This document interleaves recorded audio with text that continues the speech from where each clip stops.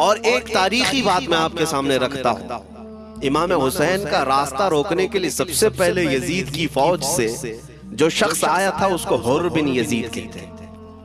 हुर बिन यजीद रियाई 1000 का लश्कर लेकर के इमाम हुसैन का रास्ता रोकने आए। 2 दिन तक इधर उधर घुमाते रहा और जब जब नमाजें होती रही इमाम हुसैन मुसल्ला इमामत पर है और ये यजीदी इक्तिदा भी कर रहे हैं। हर जमात इमाम हुसैन के पीछे हो रही है। लेकिन मैं आपको बताता हूं 10वीं मुहर्रम से पहले इमाम हुसैन ने खुतबा दिया और यजीदियों से कहा, क्या तुम मेरी हैसियत को नहीं जानते? मैं फातिमा ज़हरा का बेटा हूं, हैदर कर्रार का नूरे नजर हूं, रसूलुल्लाह का नवासा हूं। मेरी निस्बतें क्या तुम्हें नहीं मालूम? तुम मेरे खून से अपने हाथों को न रंगो। मैं तुम्हारे पास ऑप्शन रखता हूं, मैं इस रास्ते से अपने वापस मदीने की तरफ जाता हूं या किसी साहिल की तरफ या दिमश्क जाऊंगा। जंग करना नहीं चाहता तुमसे। ये 3 ऑप्शन जब इमाम हुसैन ने रखा तो यजीदियों ने एक को भी कबूल नहीं किया। वो जंग करना ही चाहते थे, इमाम हुसैन के खून के साथ खेलना ही चाहते थे।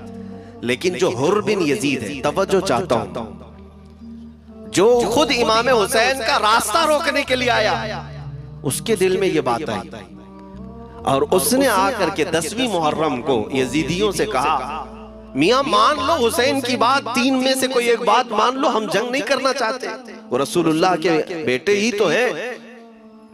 तो सारे जो सिपह सालार बड़े बड़े थे, अम्र बिन साद, शिमर वगैरह, हुर बिन यजीद से कहने लगे, तुझे कौन कहता है फैसला करने के लिए? तू सिपाही है, 1000 की नफरी तेरे साथ दी गई है, बस अगर तुझे हमारे साथ रहना है तो मैदान में जमा रह, वरना चला जा, तू सुलह की बातें मत कर।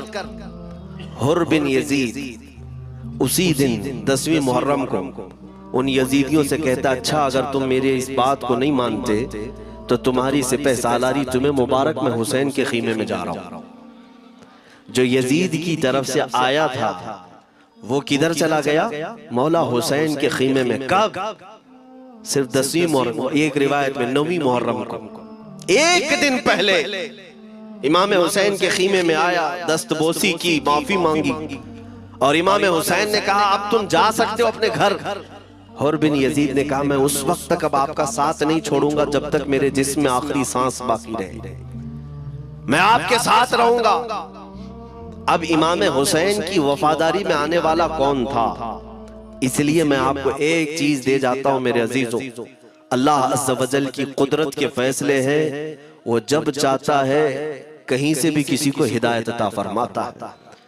वो बातिल कुव्वतों के मौजूद पलने वाला बच्चा भी कभी रब तबारक व तआला हिदायत देता है, उसे आलिम बनाता है, और कभी काबे की छांव में पलने वाले को मौला अबू जहल भी बनाता है, गुमराह कर देता है। हुर बिन यजीद मौला हुसैन के पास आ गए। जो बात मुझे कहनी है उसके लिए मुझे इतना वाकया बयान करना पड़ा। मैं असल पॉइंट की तरफ आता हूं, क्यों मैं ये बयान कर रहा हूं। जब 10वीं मुहर्रम को जंग शुरू हुई, अम्र बिन साद ने तीर चलाया, तो जानते हैं खीमा हुसैन की तरफ से सबसे पहले मैदान में उतरने वाला यही हुर बिन यजीद ही, यही उतरे अपने घोड़े पर सवार होकर उन्हीं यजीदियों से लड़ने के लिए जिनकी फौज में ये आए थे, उनके मुकाबिल में लड़ने के लिए गए। और जब लड़ने की इब्तिदा हुई, सुबह से दोपहर के करीब तक वो लड़ते रहे, जवाल तक। अब जो बात कहना है तवज्जो से सुनो। हुर बिन यजीद ने सुबह से लड़ाई की, बहुतों ने वहां पर मैदान जंग में मुकाबला आराइयां की हैं, लेकिन हुर बिन यजीद की जो लड़ाई है वो तारीख में लिखी हुई। आज उन्होंने यजीदियों के साथ जो जंग किया, कई घंटे जंग करने के बाद, जानते हैं तन्हा हुर बिन यजीद ने 120 यजीदियों को कत्ल किया। 120 की तादाद, एक घोड़सवार एक ही है, 120 को मार गिराया। उसके बाद जामे शहादत नोश किया। मैं तारीख पढ़ रहा था, वहीं पर हमने किताब को रोक दी।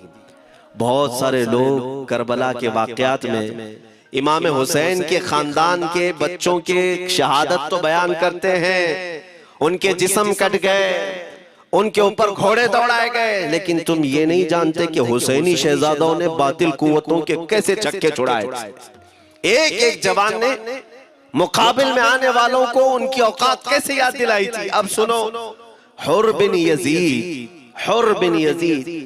120 को मार गिरा सकते हैं, वो भी एक दिन पहले खीमा हुसैन में आने वाला, एक दिन पहले खीमा हुसैन में आने वाला। बात समझ में आ रही है? अभी जो एक दिन पहले खीमा हुसैन में आ जाए उसकी ताकत का हाल ये है, जो पैदाइशी हुसैनी हो उसकी ताकत का हाल क्या हो।